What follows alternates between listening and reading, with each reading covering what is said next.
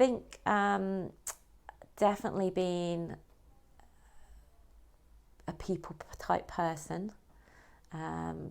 You've got to have, the ability to listen to people and hear their concerns.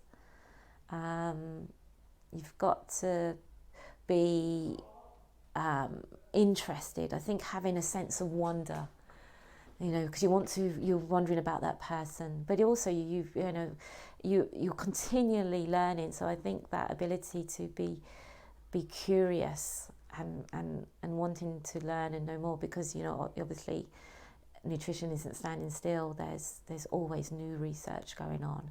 So having an interest in, obviously, in health and nutrition, but the wider aspects of that as well, and wanting to go out and, as I say, keep discovering new things and learning from the people. I learn a lot from actually speaking to the people in clinic, because they all come in and they've often come in with a condition, and they themselves have got to a point where they're trying to do something about it, and they've kind of finding out what's working and what's not working for them.